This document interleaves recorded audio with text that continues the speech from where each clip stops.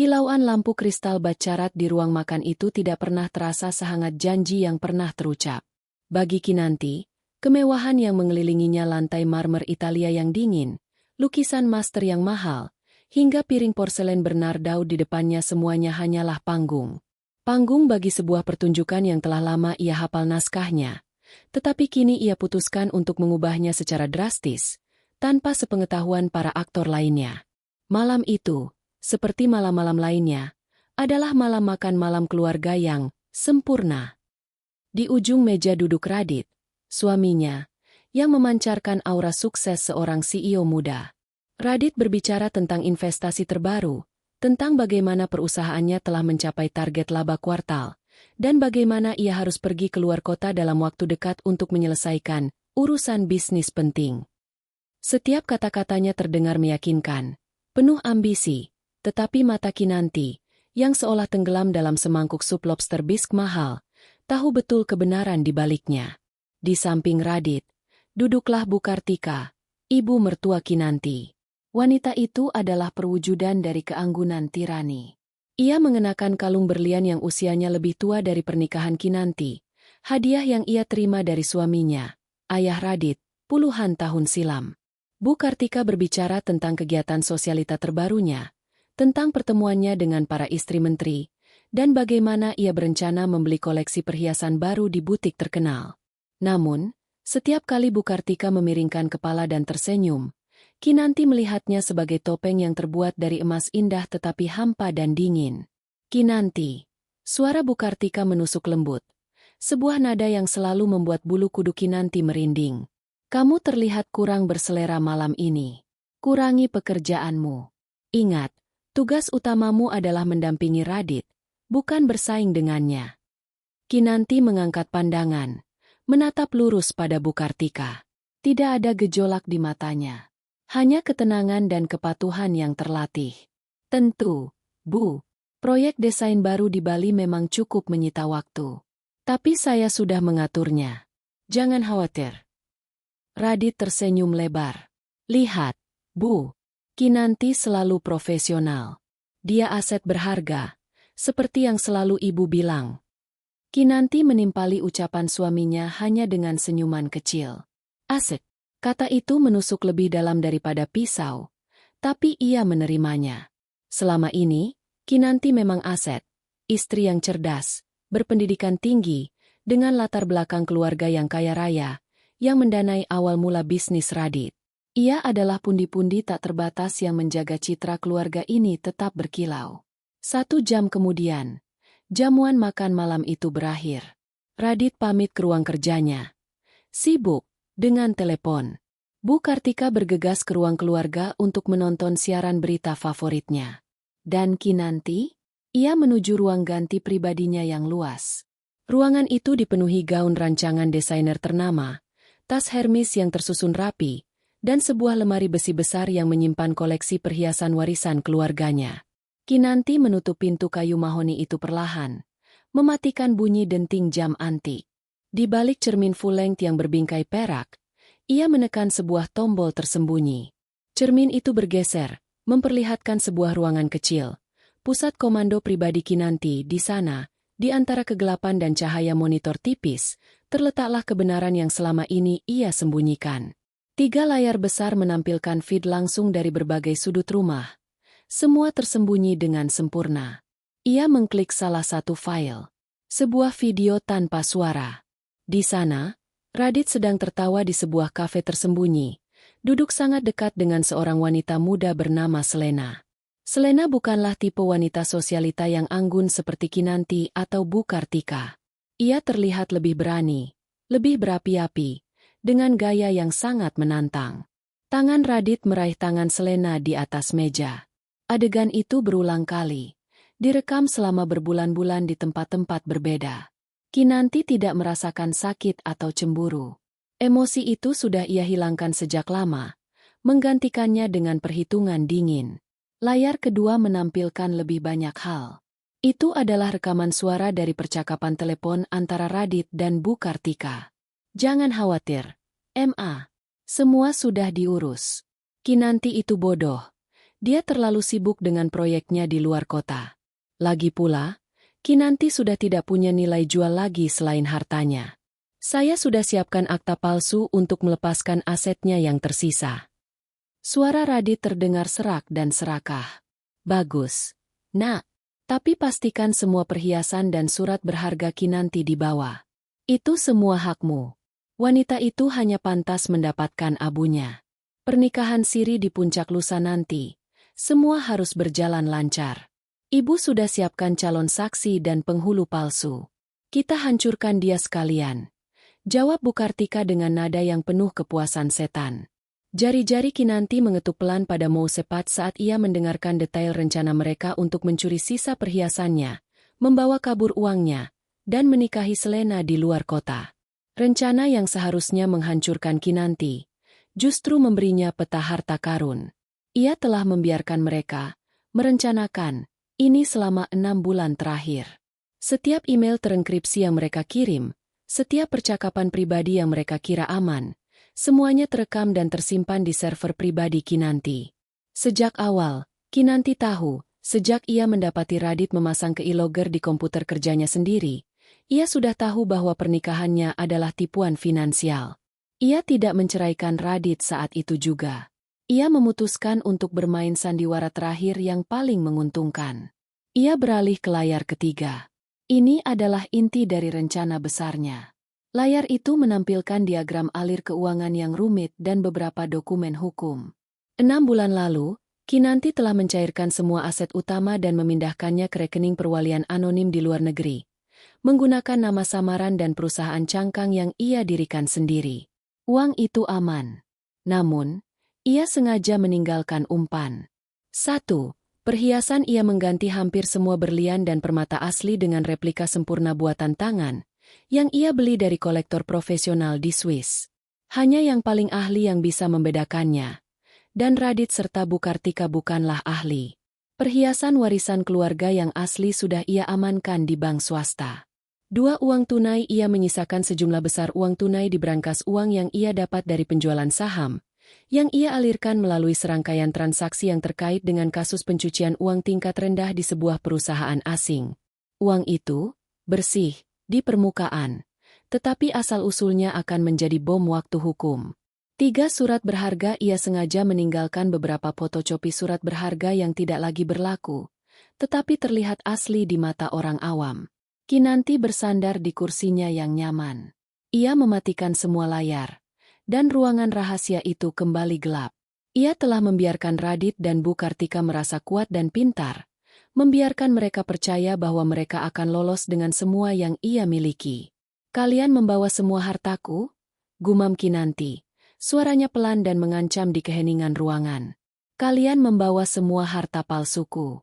Kalian sedang membawa bom waktu yang akan meledak di tengah pernikahan siri kalian. Ia melangkah keluar dari ruangan rahasia itu. Mengunci kembali cermin. Ia mengambil ponselnya, yang sudah ia atur agar dapat melacak pergerakan sebuah jam tangan tertentu. Jam tangan yang selalu dikenakan Radit, yang Kinanti berikan sebagai hadiah ulang tahun bulan lalu yang di dalamnya tertanam GPS tracker canggih. Kinanti mengenakan batrobe sutranya. Ia melangkah ke balkon kamarnya, menghirup udara malam yang dingin. Beberapa hari lagi, Radit dan Bu Kartika akan meninggalkan kota, membawa umpan yang akan membawa mereka langsung ke jeruji besi. Ia telah menghabiskan waktu bertahun-tahun hidup dalam kebohongan. Sekarang, tiba saatnya untuk membersihkan panggung. Tidak dengan tangisan atau amarah, melainkan dengan pembalasan yang terstruktur, rapi, dan tak terhindarkan. Malam itu, Kinanti tidur nyenyak, tidak terganggu oleh suara guntur di kejauhan. Guntur yang sebenarnya baru akan menggelegar di hari pernikahan siri suaminya. Pagi menjelang, namun di dalam kantor pribadi Kinanti yang terisolasi dari dunia luar, waktu terasa berhenti. Ia sudah duduk di sana sejak subuh, hanya ditemani secangkir teh herbal yang dingin. Pikirannya seolah bergerak dalam ruang hampa, merangkai setiap kepingan puzzle kehancuran yang sebentar lagi akan ia ledakan. Tubuhnya mungkin berada di rumah mewah itu, namun jiwanya sudah melayang jauh, mengendalikan setiap benang nasib suaminya, Radit, dan ibu mertuanya, Bu Kartika. Hari itu adalah hari Selasa. Radit akan pergi dinas pada hari Kamis pagi. Itu berarti Kinanti punya waktu kurang dari 48 jam untuk menyempurnakan simpul mati yang ia siapkan. Ia membuka file digital di layar utamanya, yang ia beri nama Sandi, Proyek Retribusi. Isinya bukanlah tentang desain interior atau pembangunan villa, melainkan cetak biru kehancuran finansial dan sosial. Langkah pertama adalah memastikan harta palsu terasa nyata. Kinanti memanggil salah satu rekan kerja paling terpercaya yang bekerja di kantor firma hukum internasionalnya, seorang pria yang berutang budi besar padanya dan tidak akan pernah berani mempertanyakan perintahnya. Bukan secara langsung, tentu saja.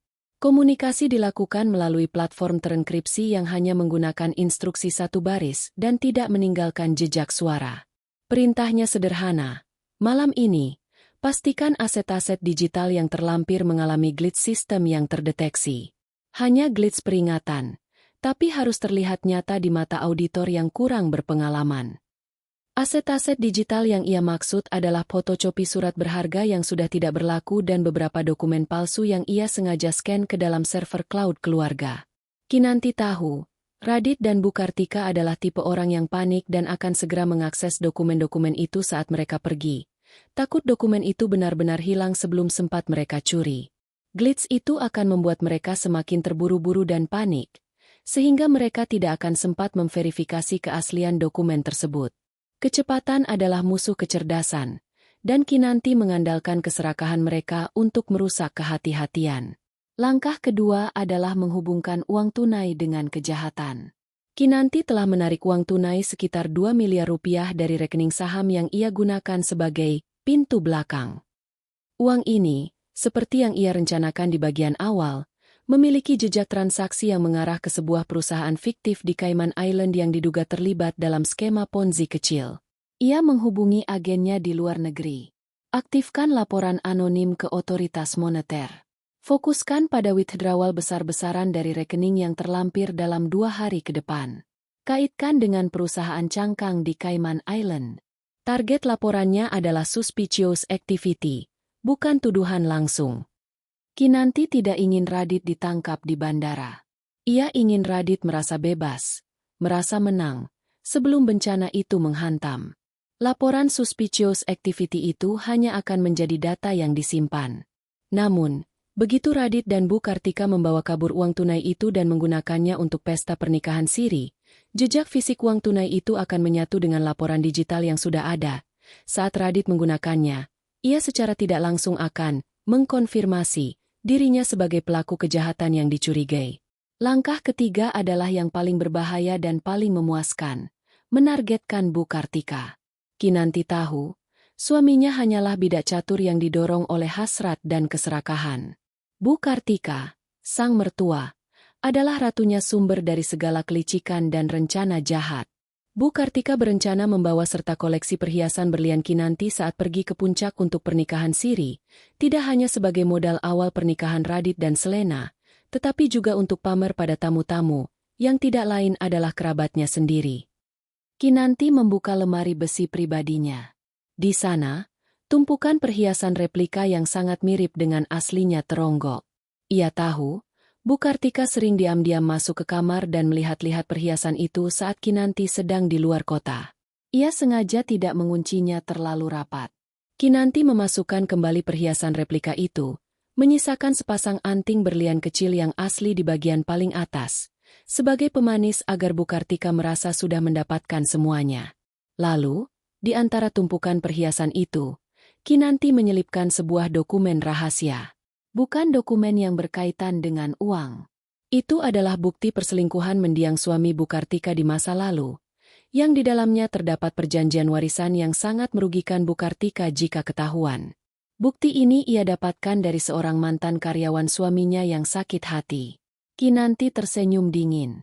Bu Kartika, kamu mau menghancurkan keluargaku. Aku akan menghancurkan warisan dan nama baikmu yang palsu. Ketika Bu Kartika membuka tasnya di puncak dan mendapati dokumen itu di antara harta curiannya, ia akan panik.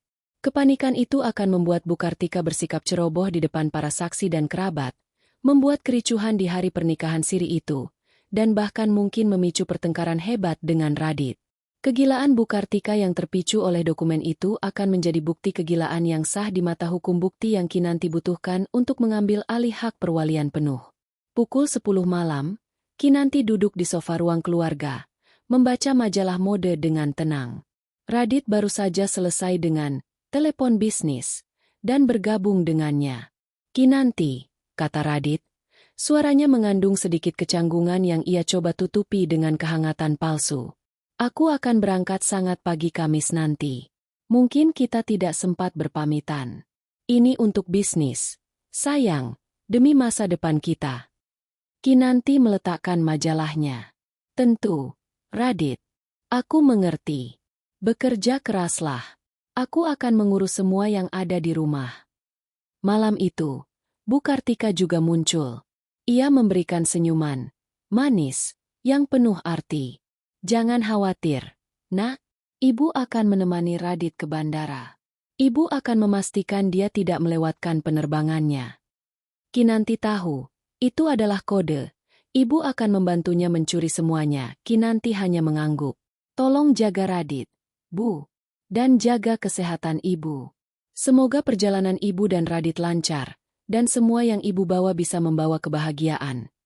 Kata-kata Kinanti terdengar seperti doa tulus, padahal itu adalah mantra kutukan. Mereka tidak melihat kilatan kemenangan di mata Kinanti. Mereka hanya melihat istri yang patuh dan menantu yang bodoh. Tepat tengah malam, dari ruang rahasianya, Kinanti melihat melalui kamera tersembunyi. Radit dan Bu Kartika bergerak dalam bayangan, dengan tergesa-gesa membuka lemari besi, mengambil perhiasan replika, surat berharga palsu, dan uang tunai yang berhantu.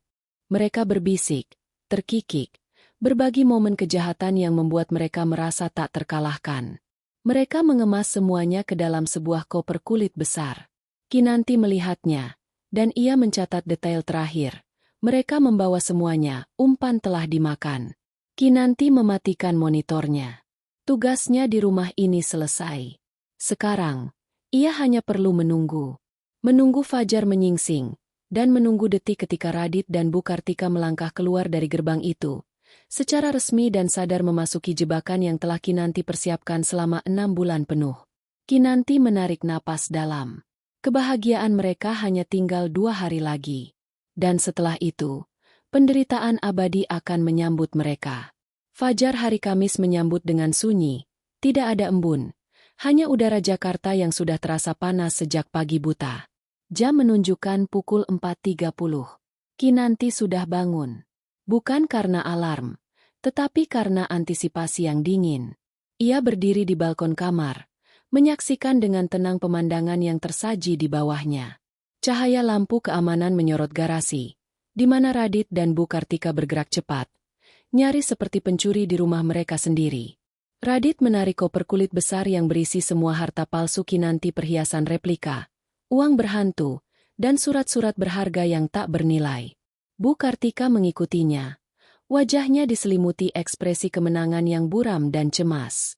Mereka berdua mengenakan pakaian biasa, seolah-olah mereka adalah pasangan yang hendak berlibur mendadak keluar kota. Radit sempat berhenti sejenak, menoleh ke arah jendela kamar mereka. Kinanti tahu suaminya sedang membayangkan istrinya tertidur lelap, bodoh, dan tidak sadar. Radit mengangkat tangan, memberikan lambaian kecil yang syarat kepalsuan. Kinanti tidak membalas. Ia hanya berdiri di bayangan, membiarkan suaminya mengambil kesimpulan yang salah. Mereka masuk ke mobil SUV mewah milik Bu Kartika. Mesin menderu, dan mobil itu perlahan bergerak meninggalkan halaman, melewati gerbang besi tempat tinggi yang sebentar lagi akan menjadi simbol penjara masa lalu mereka. Tepat pada detik mobil itu menghilang di tikungan jalan, ketenangan Kinanti pecah, tetapi bukan karena tangisan. Ia bergerak cepat. Ia masuk ke ruang kerjanya, sebuah ruangan yang didominasi oleh teknologi mutakhir yang sengaja ia pasang di balik dinding berlapis. Ia mengaktifkan pelacak GPS yang tertanam di jam tangan Radit. Titik hijau kecil di peta menunjukkan pergerakan menuju jalan tol ke arah puncak, tempat pernikahan siri yang diatur oleh Selena dan Bu Kartika. Lalu, ia beralih ke layar kedua, menampilkan platform digital firma hukumnya.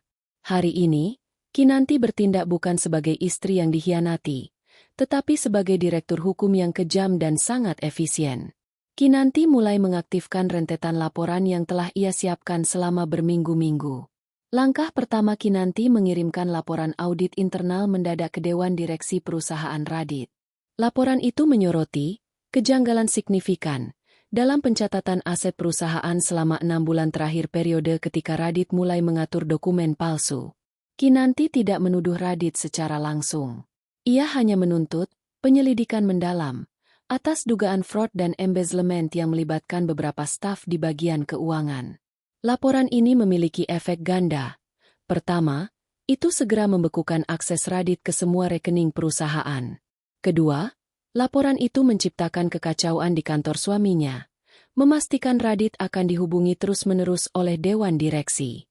Ini akan memusatkan perhatian Radit pada masalah perusahaan, mengalihkannya dari kenyataan bahwa istri yang ia curi sedang bergerak. Langkah kedua Kinanti mengaktifkan laporan anonim ke Otoritas Jasa Keuangan, OJK. Laporan itu berisi data withdrawal uang tunai dalam jumlah besar dari rekening saham yang berhantu itu, menghubungkannya dengan perusahaan cangkang di Cayman Island. Ia juga melampirkan metadata dari dokumen surat berharga palsu yang dibawa Radit. Kinanti memastikan bahwa laporan ini didesain agar terlihat seperti kebocoran data dari pesaing bisnis Radit. OJK tidak akan langsung menangkap Radit. Mereka akan memasukkannya ke dalam daftar orang dalam yang harus diawasi, ODAT, dan akan segera mengeluarkan peringatan merah kepada semua bank dan lembaga keuangan yang berkaitan dengan nama Radit dan Bu Kartika. Dengan ini, semua pintu pendanaan kalian tertutup, bisik Kinanti. Uang tunai itu sekarang adalah racun yang membakar setiap transaksi yang kalian lakukan. Jebakan ini tidak dirancang untuk menangkap mereka sekarang. Jebakan ini dirancang untuk memastikan kehancuran finansial mereka sudah diaktifkan sebelum mereka mengucap janji pernikahan. Saat Radit tiba di puncak dan mencoba menggunakan uang tunai itu untuk membayar biaya acara, dia akan mulai merasakan dinginnya jerat hukum. Kinanti menghela napas panjang. Pekerjaannya belum selesai.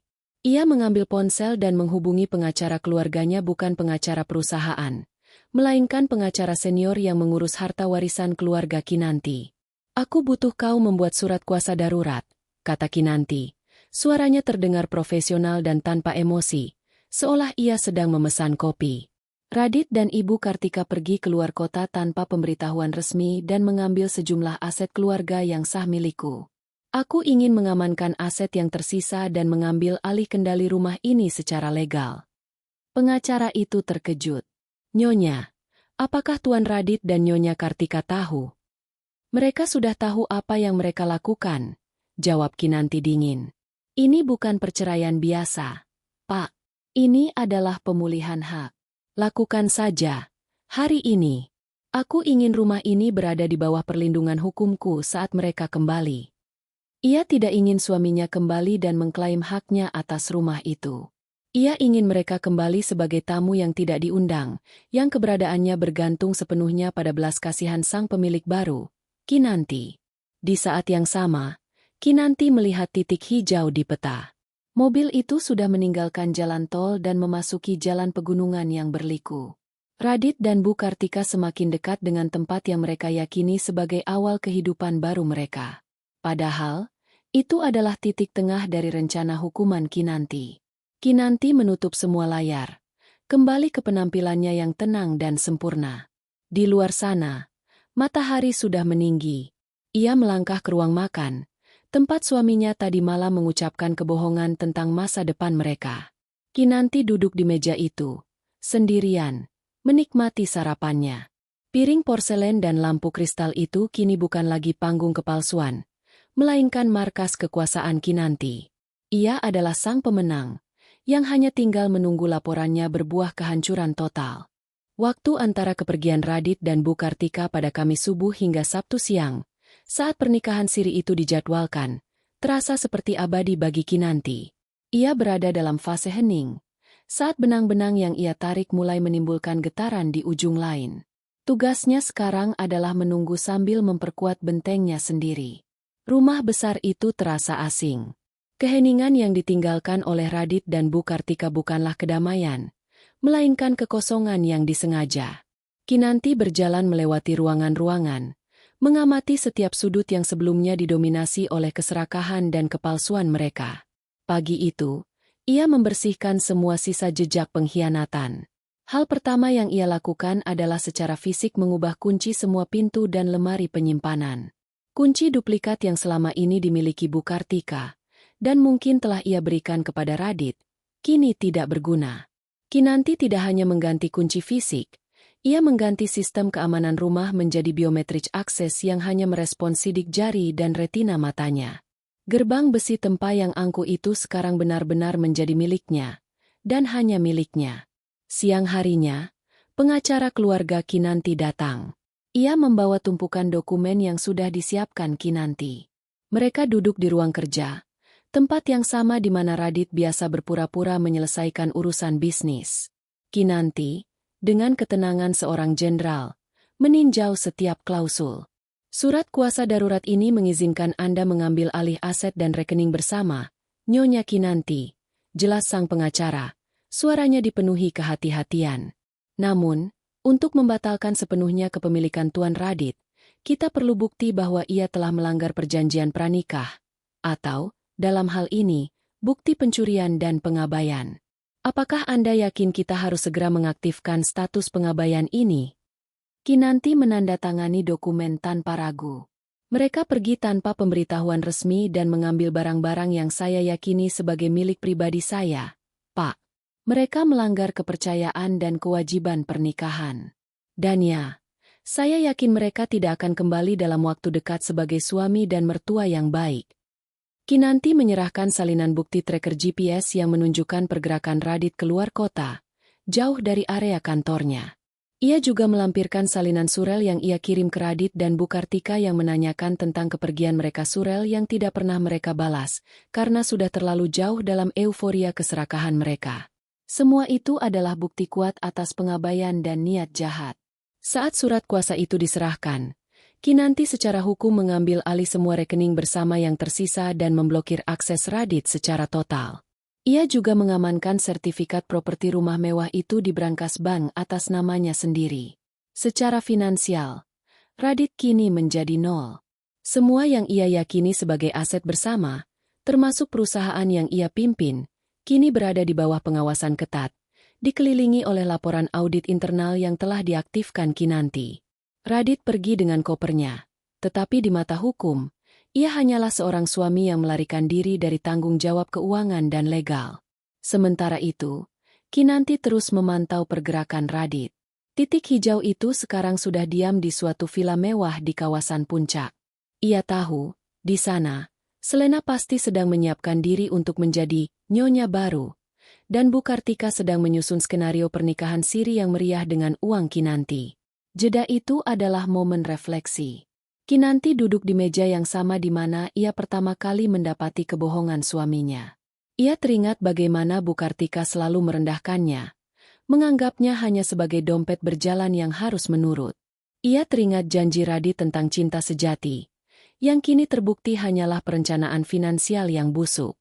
Kinanti tidak merasakan amarah yang membara lagi. Yang ia rasakan adalah rasa dingin yang memuaskan. Ia telah memberikan mereka semua yang mereka inginkan, perasaan kemenangan yang palsu. Semakin besar keyakinan mereka bahwa mereka telah berhasil, semakin parah kejatuhan mereka nanti. Mereka sibuk mengurus cincin kawin, sementara Kinanti sibuk mengurus surat penangkapan tak terhindarkan. Pada hari Jumat malam, kurang dari 12 jam sebelum upacara pernikahan siri, Kinanti membuat langkah terakhir. Ia mengontak kenalan lamanya di kepolisian.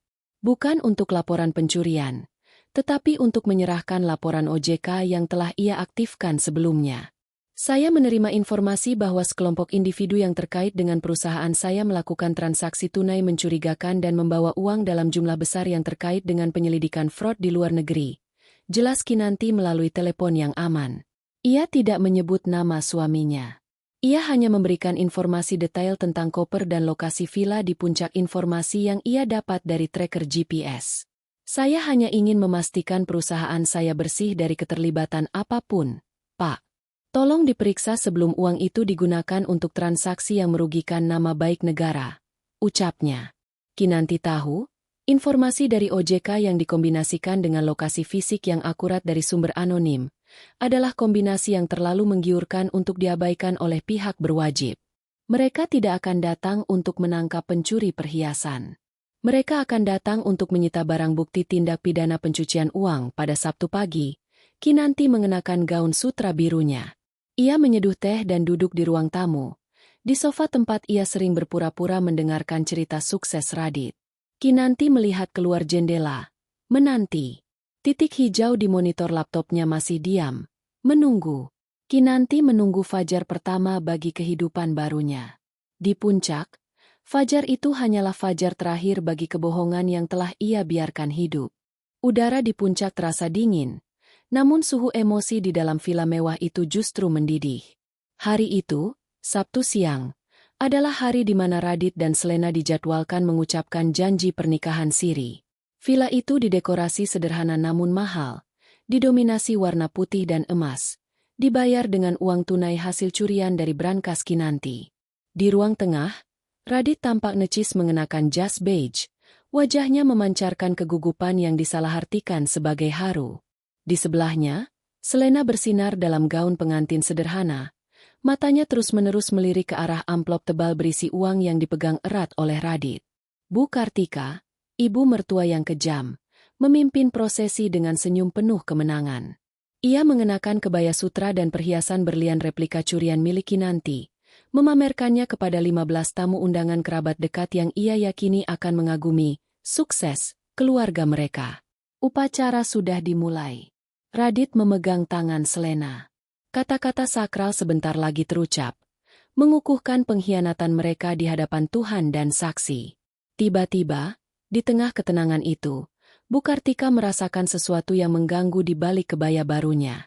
Tangan tuanya merogoh tas tangan mungil yang ia letakkan di sisinya.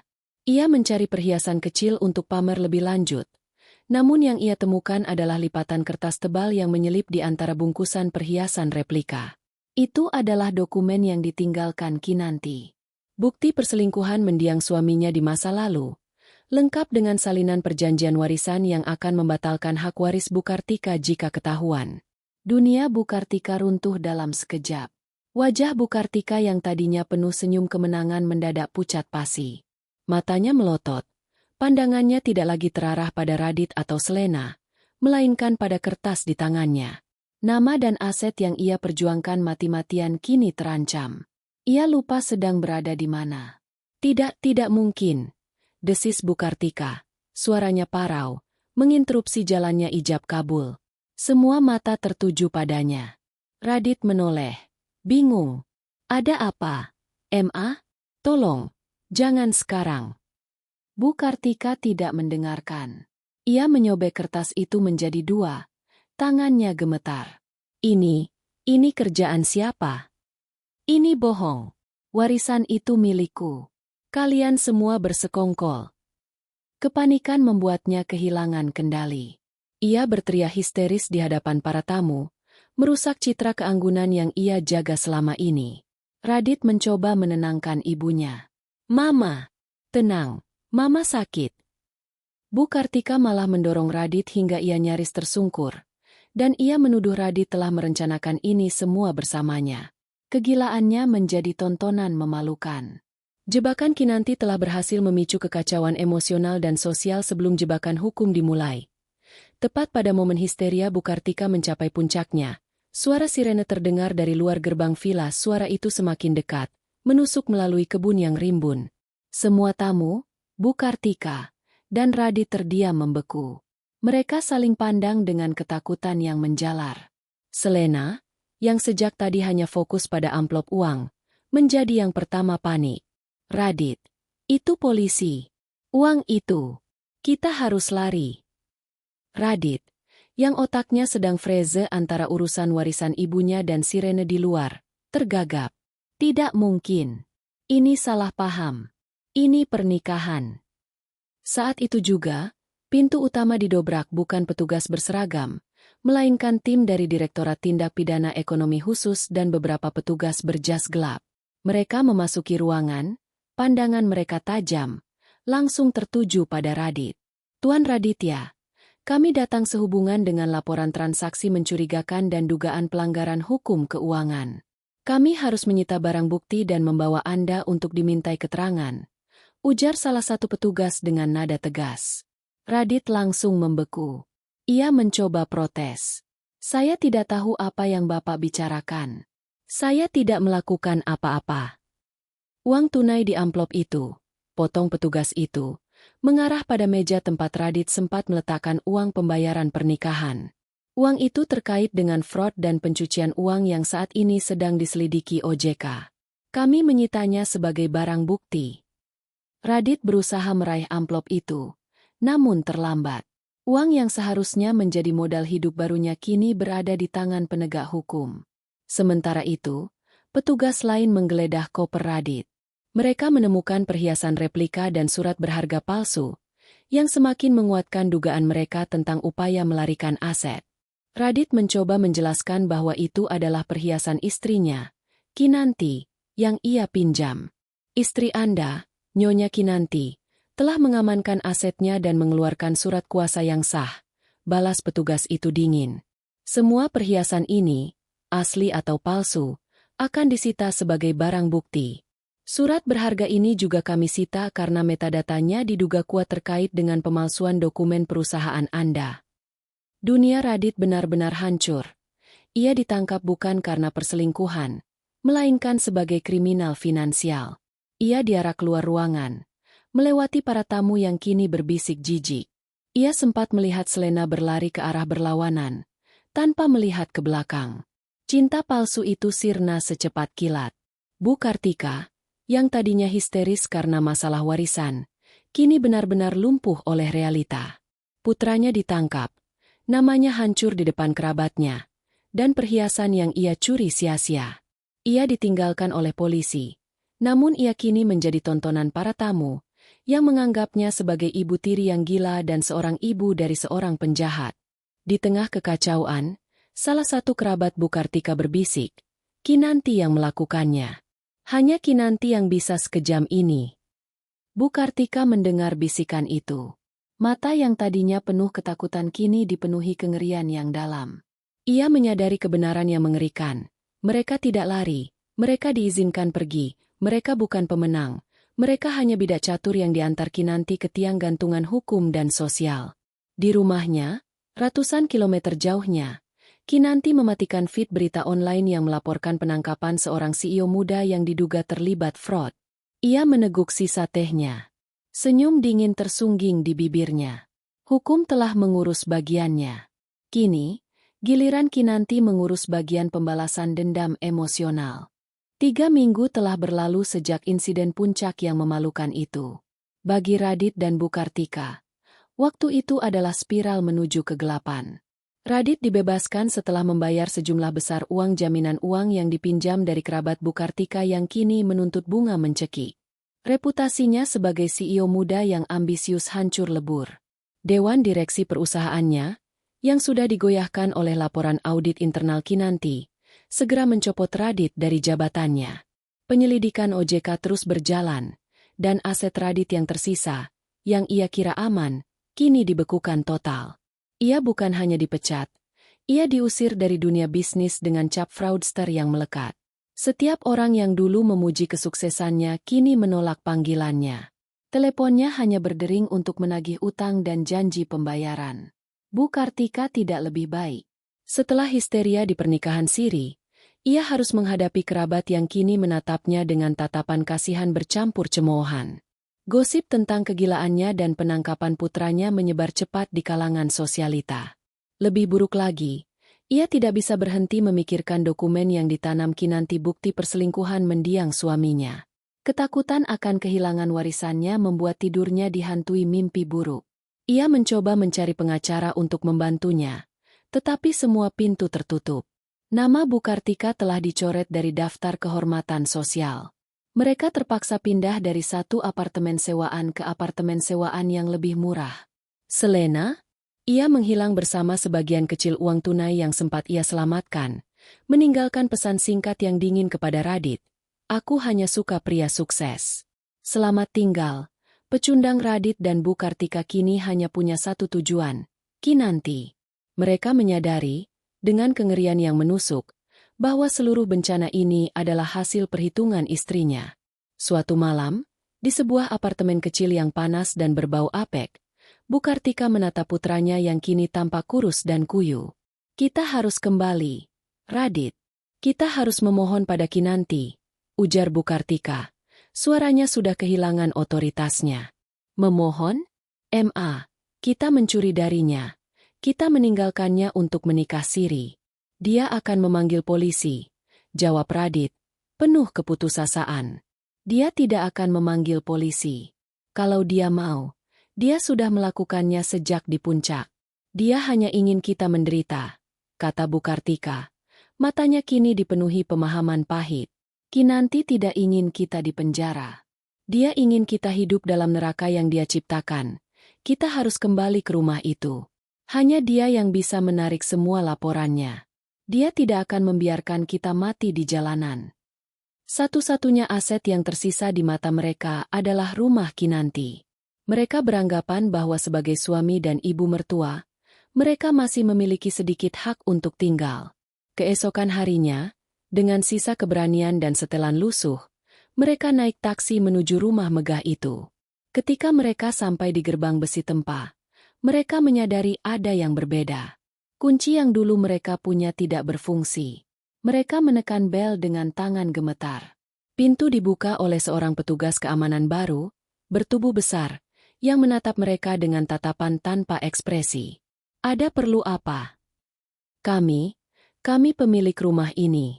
Saya Tuan Raditya. Saya tinggal di sini, kata Radit, berusaha menampakkan wibawa lamanya. Petugas keamanan itu menggeleng. Mohon maaf, Tuan. Rumah ini sekarang terdaftar atas nama Nyonya Kinanti seorang. Anda tidak tercantum dalam daftar penghuni. Bu Kartika maju. Amarah lamanya sempat tersulut. Berani sekali kamu menghalangi kami. Saya ini Ibu Raditya. Saya yang membesarkan anak saya di sini. Nyonya Kartika. Saya hanya mengikuti perintah Nyonya Kinanti, jawab petugas itu datar. Silakan tunggu. Saya akan memberitahu beliau bahwa Anda sudah tiba. Radit dan Bu Kartika berdiri di luar gerbang, di bawah terik matahari, seperti pengemis. Kehinaan itu terasa lebih menyakitkan daripada jeruji besi. 15 menit kemudian, gerbang itu perlahan terbuka, cukup untuk dilewati satu orang. Mereka melangkah masuk. Halaman rumah yang selalu mereka anggap remeh kini terasa asing. Di teras, Kinanti sudah menunggu. Ia mengenakan gaun sutra berwarna biru tua. Rambutnya ditata sempurna. Ia tampak berkilauan, tenang, dan sama sekali tidak terpengaruh. Di sampingnya, berdiri seorang pengacara lain, yang membawa sebuah dokumen tebal. Kinanti tidak mengucapkan sepatah kata pun. Ia hanya menatap mereka berdua. Dari ujung kaki yang kotor hingga mata mereka yang penuh ketakutan. Radit adalah yang pertama tumbang. Semua kepalsuan dan kesombongannya lenyap. Ia berjalan terpincang, dan langsung menjatuhkan diri ke lantai marmer yang dingin, bersujud di kaki Kinanti. Kinanti, maafkan aku. Radit risak. Suaranya pecah. Aku menyesal. Aku salah. Aku akan mengembalikan semuanya. Kumohon. Cabut semua laporannya. Aku tidak punya apa-apa lagi. Bu Kartika, melihat kehancuran putranya dan menyadari bahwa ia benar-benar tak punya jalan keluar, ikut menjatuhkan diri. Ia bersujud di samping Radit. Wajahnya menyentuh lantai. Nanti, Nak, Ibu salah. Ibu tidak akan mengganggu rumah tanggamu lagi. Kami hanya ingin kembali. Kami tidak punya tempat tinggal. Ampuni kami. Nak, kami menderita. Kinanti tidak bergerak. Wajahnya tetap kosong dari emosi. Ia membiarkan mereka bersujud di kaki sepatu mahalnya. Ia membiarkan mereka memohon di rumah yang kini ia klaim sepenuhnya. Kau tidak punya apa-apa lagi, Radit? Tanya Kinanti. Suaranya pelan dan menusuk. Kau salah. Kalian masih punya sesuatu yang sangat berharga yang bisa kumanfaatkan. Radit mendongak. Matanya penuh harap. Apa? Kinanti? Katakan saja. Akan kulakukan. Kalian masih punya hidup kalian, jawab Kinanti, dan senyum dingin muncul di wajahnya. Senyum yang membuat Radit dan Bu Kartika mengerti bahwa pembalasan dendamnya baru saja dimulai. Kinanti tetap berdiri tegak, membiarkan tubuh Radit dan Bu Kartika merosot dan hancur di kakinya. Marmer dingin itu memantulkan kesedihan, tetapi wajah Kinanti tetaplah cermin kosong. Ia tidak merasakan empati, hanya kepuasan yang dingin dan terhitung. Bu Kartika mengangkat wajahnya yang dibasahi air mata dan debu. Mata tuanya memohon, penuh ketakutan akan kehilangan segalanya. Kinanti, nak, kami tahu kami salah besar. Demi Tuhan, beri kami kesempatan. Kami akan mengembalikan semuanya. Kami akan bekerja untukmu. Tolong, jangan biarkan kami di jalanan. Radit merangkak sedikit lebih dekat, mencengkeram ujung gaun Kinanti. Aku akan menceraikan Selena. Aku akan batalkan semuanya. Aku akan jadi suami yang baik. Kinanti, aku bersumpah. Aku akan melakukan apa saja yang kau minta. Kita bisa memulainya dari awal. Kinanti akhirnya menarik napas dalam. Sebuah suara yang terdengar seperti gesekan pisau yang diasah. Ia perlahan mengambil satu langkah mundur, memaksa Radit melepaskan genggamannya, seolah sentuhan mereka adalah kontaminasi. Memulai dari awal. Kinanti mengulang kata-kata itu dengan nada yang rendah dan menusuk. Kau pikir aku ingin uangmu, Radit? Semua uang yang kau curi adalah umpan. Uang yang sudah kualihkan ke rekening perwalian yang tidak akan pernah bisa kau sentuh. Perhiasan itu? Replika murahan yang cocok untuk pernikahan siri kalian. Kau tidak mengambil apapun dariku, Radit. Kau hanya mengambil izin hidup nyamanku, dan kini aku mengambil seluruh hidupmu. Radit dan Bu Kartika terdiam, menyadari betapa bodoh dan terperangkapnya mereka. Mereka ditipu bukan oleh musuh, tetapi oleh kebodohan dan keserakahan mereka sendiri. Kinanti memberi isyarat kepada pengacara yang berdiri di sampingnya. Pengacara itu maju dan menyerahkan 2 bundel dokumen tebal kepada Radit dan Bu Kartika. Ini bukan surat cerai, jelas Kinanti, suaranya tenang. Ini adalah perjanjian pemulihan hak dan hukuman bersyarat. Radit meraih dokumen itu dengan tangan gemetar. Kalian ingin hidup, lanjut Kinanti. Aku akan mengabulkannya. Tapi kalian akan hidup di bawah atap ini. Dan kalian akan menjadi pelayan tak berbayar di rumah yang kalian coba rampas. Radit, kau akan menjadi pengurus kebun, tukang bersih-bersih kolam renang, dan sopir pribadiku. Bu Kartika, kau akan menjadi pembantu rumah tangga, mencuci, mengepel, dan memasak untukku. Bu Kartika langsung menggeleng tak percaya. Aku? Mencuci? Aku ibu mertuamu. Aku wanita terpandang. Dulu, Kinanti memotongnya tajam. Sekarang kau adalah aib. Seorang wanita yang terlibat dalam kasus fraud putranya. Reputasimu hancur. Kau akan melakukan pekerjaan ini sebagai ganti sewa dan makan. Jika kau menolak, kalian tahu apa yang terjadi. Aku akan mencabut semua jaminan utang yang aku atur di belakang layar. Semua utang kalian jatuh tempo malam ini. Dan aku akan menyerahkan semua bukti yang tersisa kepada polisi. Pilih, kemiskinan di balik jeruji besi, atau perbudakan di rumah ini. Wajah Radit berubah pucat. Ia melihat pasal-pasal dalam dokumen itu. Kinanti telah menyertakan klausul hukum yang kejam. 1. Mereka melepaskan semua hak atas properti dan aset Kinanti. 2. Mereka tidak berhak atas gaji, cuti, atau hari libur. 3. Mereka harus mematuhi semua perintah Kinanti tanpa pertanyaan. 4. Pelanggaran terhadap perjanjian ini, atau upaya melarikan diri, akan secara otomatis mengaktifkan semua tuntutan hukum dan utang yang belum dibayar. Ini adalah perbudakan modern yang disahkan di bawah tekanan. Aku tidak bisa melakukan ini, Radit berbisik. Ini melanggar hak asasi manusia. Kinanti tertawa, suara yang jarang ia keluarkan. Terdengar dingin dan tajam. Hak asasi manusia? Kau mencuri semua yang kumiliki. Kau mengkhianati pernikahan kita. Kau merencanakan kehancuranku. Dan kau berani bicara tentang hak? Di hadapanku, Radit, kau hanya punya satu hak. Hak untuk menderita. Bu Kartika, yang lebih pragmatis dalam keputusasaannya, menyentuh lengan Radit. Ia tahu mereka tidak punya pilihan lain. Keluar dari rumah ini berarti kehilangan segalanya dan hidup di jalanan, dikejar-kejar penagih utang. Tanda tangani, Radit, bisik Bu Kartika. Tanda tangani. Kita akan hidup. Dan kita akan menunggu kesempatan. Kinanti, seolah bisa membaca pikiran mereka, tersenyum sinis. Jangan harap. Perjanjian ini juga mencakup instalasi tracker dan kamera pengawas yang tidak bisa kalian matikan. Setiap gerakan kalian akan diawasi. Kalian akan hidup di sini, melihatku menikmati kemewahan yang seharusnya kalian nikmati, tetapi kalian akan melayaniku. Aku ingin kalian bangun setiap pagi dengan rasa penyesalan, dan tidur setiap malam dengan rasa sakit karena tahu aku yang menang. Radit menutup mata. Air mata mengalir dari sudut matanya. Ia mengambil pena yang disodorkan pengacara itu. Tanda tangan yang ia bubuhkan bukan hanya tanda tangan pada dokumen, melainkan tanda tangan pada hukuman seumur hidup yang dirancang oleh istrinya. Bu Kartika mengikuti. Setelah dokumen selesai ditandatangani, Kinanti mengambilnya kembali. Selamat datang kembali, Radit. Selamat datang kembali, Bu Kartika. Kinanti berkata. Suaranya kini seolah kembali ke nada ramah yang palsu. Sekarang, ambil sapu di gudang belakang. Lantai ini kotor sekali.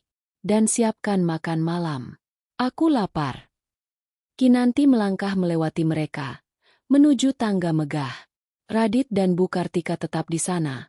Wajah mereka ditampar oleh realita baru yang kejam.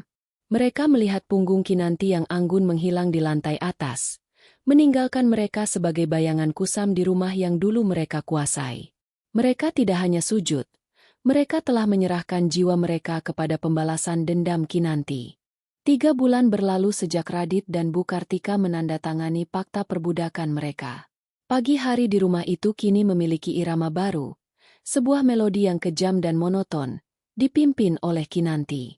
Rutinitas mereka dimulai sebelum matahari terbit. Jam 5. Mereka harus sudah berada di dapur.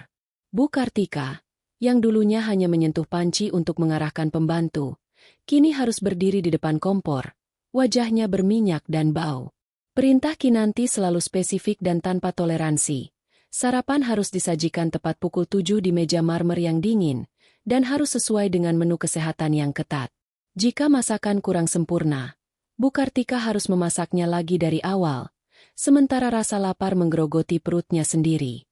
Radit, mantan CEO yang terbiasa memberi perintah, kini menjalani pekerjaan kasar yang paling menghinakan.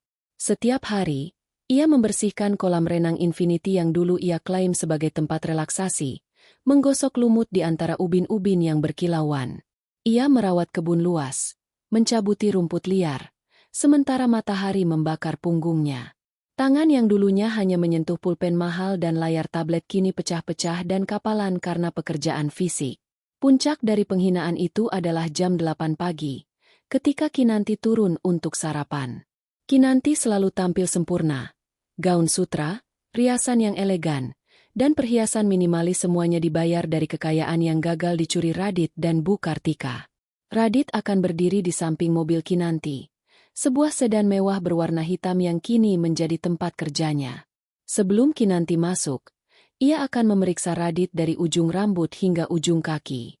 Radit, sepatu saya harus mengkilap.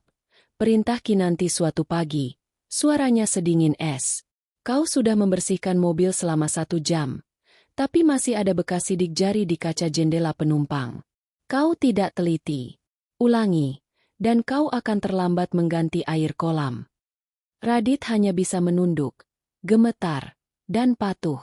Ia telah belajar bahwa setiap penolakan, setiap tatapan memberontak, hanya akan menambah hukuman. Mungkin Kinanti akan menolak memberinya makan siang, atau memintanya membersihkan kamar mandi berkali-kali. Bu Kartika menjalani penderitaan yang lebih intens secara emosional. Ia harus mencuci pakaian dalam Kinanti, menyikat kamar mandi yang Kinanti gunakan, dan membersihkan semua perabotan mewah yang dulunya ia anggap sebagai miliknya. Yang paling menyakitkan adalah membersihkan kamar tidur utama. Kamar yang dulunya ia harapkan akan menjadi tempat tidur putranya bersama pelakor, Selena. Kinanti telah mengubah kamar itu menjadi benteng pribadinya, penuh dengan barang-barang baru yang elegan. Suatu sore, Bu Kartika sedang mengepel lantai marmer di ruang tamu. Kinanti duduk di sofa panjang, menerima panggilan video dari seorang rekan bisnis penting. Kinanti berbicara tentang investasi baru di Singapura, tentang bagaimana perusahaannya kini melonjak setelah membersihkan masalah internal yang tidak profesional. Bu Kartika bisa mendengar Kinanti menjelaskan bagaimana ia harus mengambil alih kendali keuangan secara total. Kinanti tidak pernah menyebut nama mereka, tetapi setiap kata yang ia ucapkan adalah belati yang menembus harga diri Bu Kartika. Bu Kartika, yang dulunya dihormati di ruang itu, kini hanya diizinkan untuk melihatnya dari posisi berjongkok, tangannya sibuk dengan air sabun kotor. Malam hari adalah waktu paling sunyi dan menyiksa. Radit dan Bu Kartika diizinkan makan di dapur, di meja kayu kecil, memakan sisa makanan yang ditinggalkan Kinanti atau jika Kinanti sedang berbaik hati, semangkuk mie instan. Mereka tinggal di kamar pelayan di belakang rumah kamar yang lembab, kecil, dan tanpa pendingin ruangan. Kinanti memastikan kamar itu hanya memiliki kebutuhan paling dasar, 2 kasur tipis dan lemari usang. Dalam kegelapan kamar itu, mereka sering bertengkar dalam bisikan. Semua ini salahmu, Ma. Kau yang mendorongku mencuri, kau yang mengatur pernikahan bodoh itu. Bisik Radit suatu malam, wajahnya ditutupi oleh rasa malu dan penyesalan. Salahku? Aku melakukannya untukmu. Untuk menjauhkanmu dari wanita ular itu. Tapi kau malah bodoh dan jatuh ke dalam perangkapnya.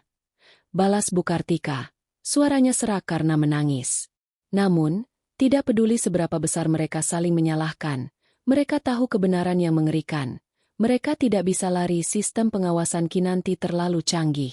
Setiap upaya Radit untuk menghubungi teman lama atau mencoba mendapatkan pekerjaan kecil selalu digagalkan. Kinanti memiliki mata dan telinga di mana-mana. Setiap gerak-gerik mereka dipantau. Mereka adalah tawanan yang diberi kebebasan untuk bekerja, tetapi tidak untuk hidup.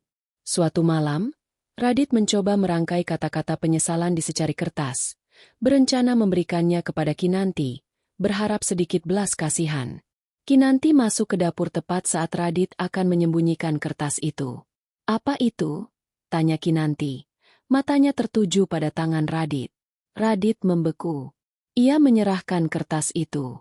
Kinanti membacanya, lalu merobeknya menjadi serpihan kecil. "Jangan buang waktu saya dengan drama murahan, Radit," ujar Kinanti, membuang serpihan kertas itu ke lantai. "Jika kau punya energi, gunakan itu untuk membersihkan noda di sepatu saya. Ingat, kalian tidak di sini untuk saya maafkan. Kalian di sini untuk membayar utang penderitaan." Kinanti tidak pernah melunak. Ia adalah hakim, juri, dan algojo mereka.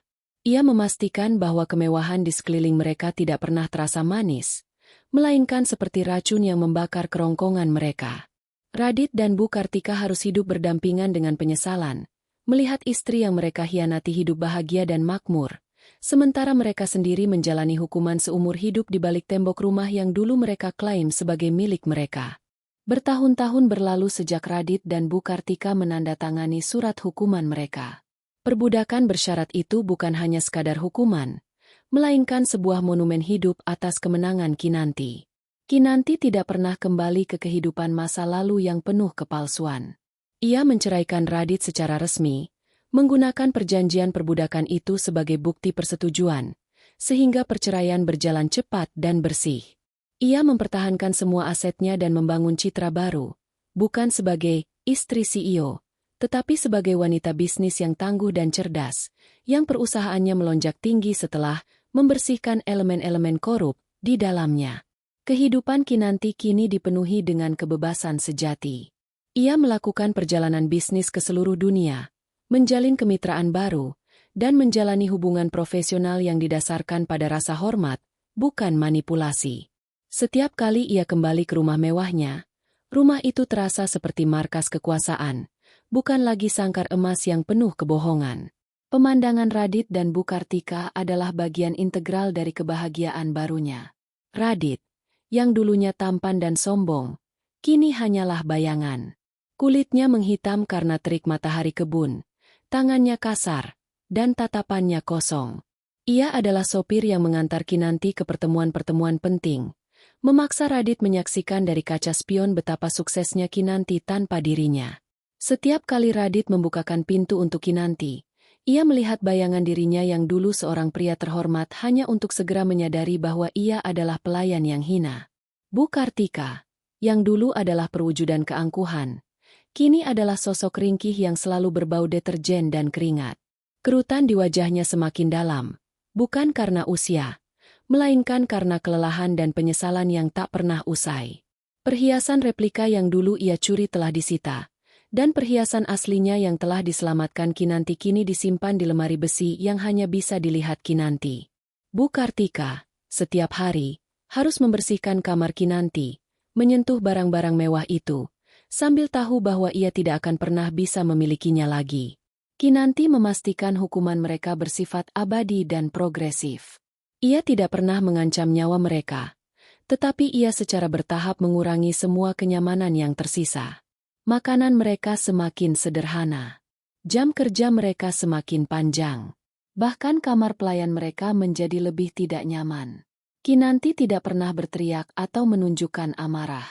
Ia hanya memberikan perintah dengan nada yang dingin, memperlakukan mereka bukan sebagai manusia, tetapi sebagai alat pembersih yang bisa dibuang kapan saja.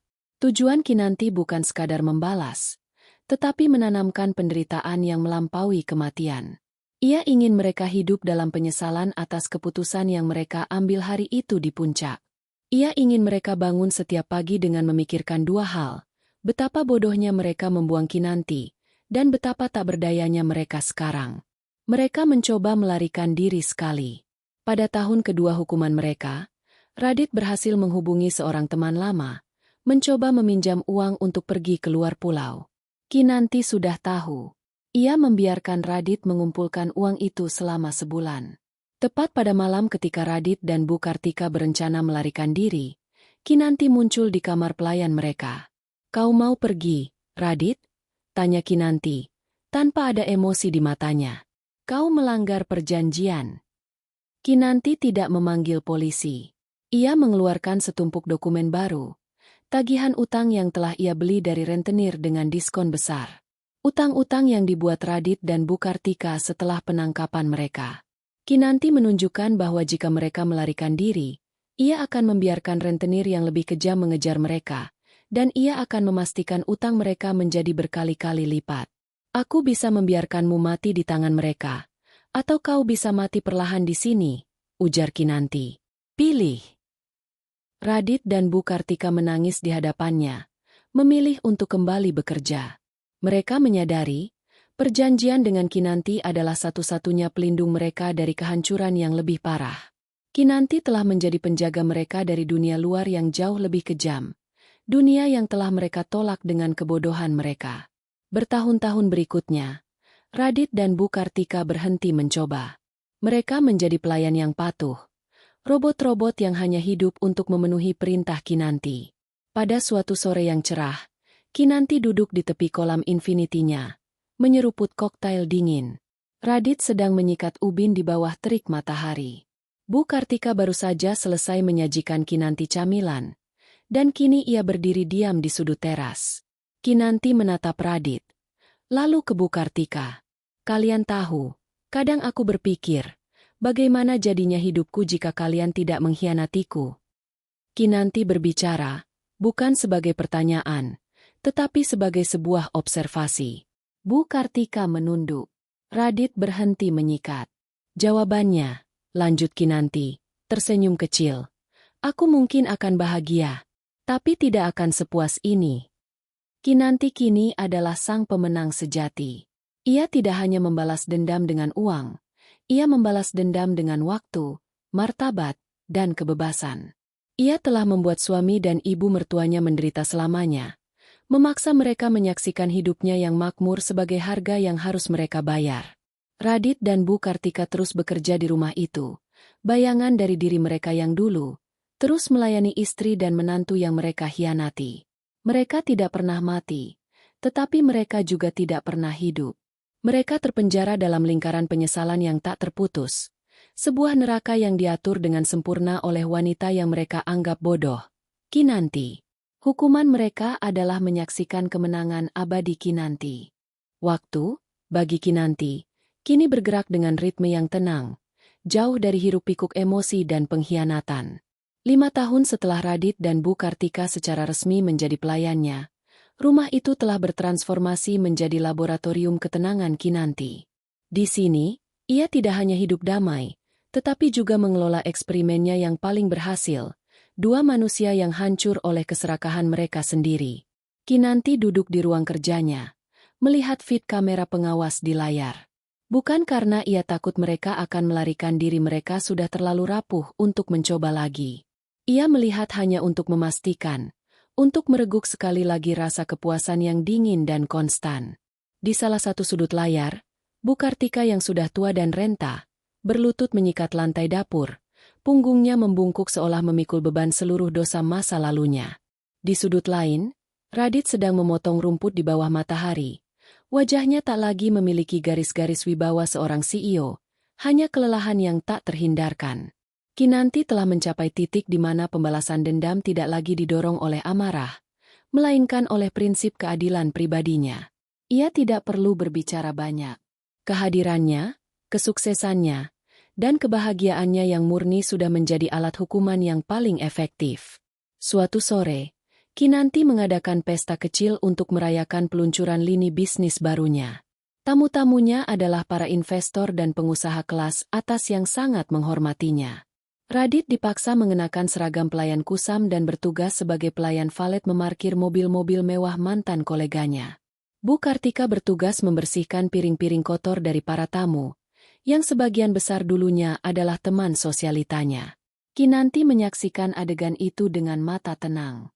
Ia melihat bagaimana para tamu memanggil Radit dengan lambaian tangan seolah ia bukan siapa-siapa, dan bagaimana Bu Kartika harus menahan air mata saat menyeka noda anggur dari gaun seorang wanita yang pernah ia anggap rendahan. Penderitaan Radit dan Bu Kartika kini bersifat ganda. Pertama, penderitaan fisik karena pekerjaan kasar yang tidak sesuai dengan usia dan status mereka. Dan kedua, penderitaan psikologis yang tak tersembuhkan karena dipaksa menyaksikan dunia yang seharusnya mereka miliki kemewahan, kehormatan, dan kebebasan berputar di sekitar mereka, dipegang teguh oleh wanita yang mereka coba hancurkan. Kinanti tidak pernah mengizinkan mereka untuk berdamai.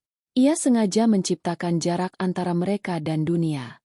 Ketika seorang kerabat Bu Kartika meninggal, Kinanti menolak permintaan Bu Kartika untuk melayat, menegaskan bahwa perjanjian hukuman bersyarat mereka melarang meninggalkan properti tanpa izin tertulis yang sah, yang tidak ia berikan. Mereka kehilangan hak untuk berduka, hak untuk menjadi bagian dari kemanusiaan.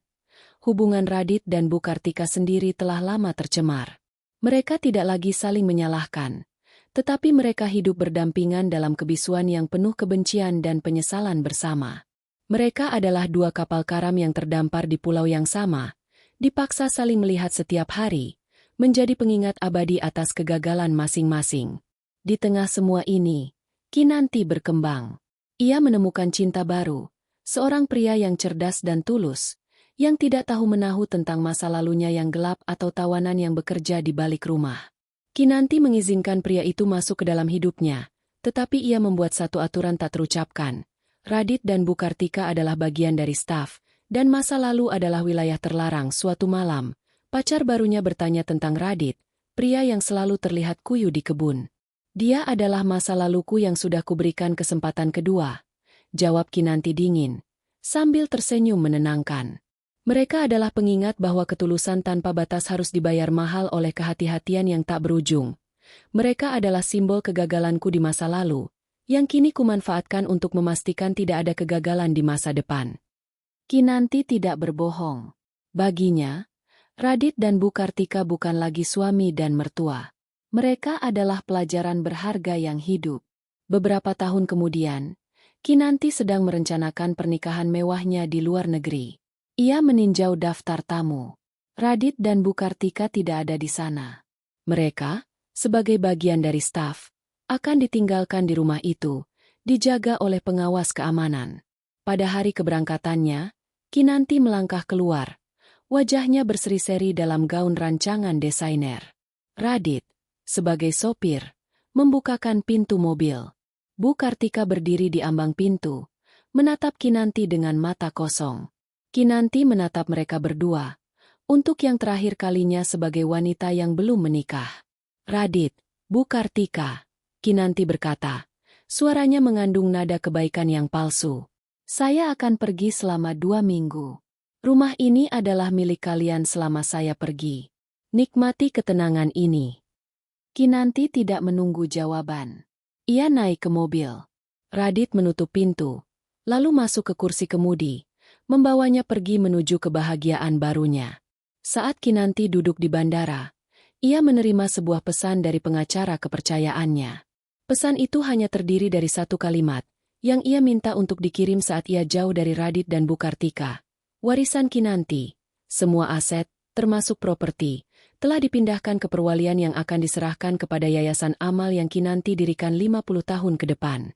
Radit dan Bu Kartika tidak akan mewarisi 1 sen pun. Kinanti telah membalas dendam dengan sempurna, tidak hanya di masa kini, tetapi juga di masa depan. Ia memastikan, setelah mereka mati pun, atau setelah ia meninggal, mereka tetap tidak memiliki warisan, tidak ada tempat untuk dikunjungi, dan tidak ada yang bisa dikenang selain kehidupan sebagai pelayan di rumah yang gagal mereka rampas. Kinanti mematikan ponselnya. Ia menutup matanya, mengambil napas, dan merasakan ketenangan sempurna. Pembalasan dendamnya telah menjadi warisan ketenangan yang kejam, suatu pengingat abadi bahwa tidak ada pengkhianatan yang akan lolos dari perhitungan.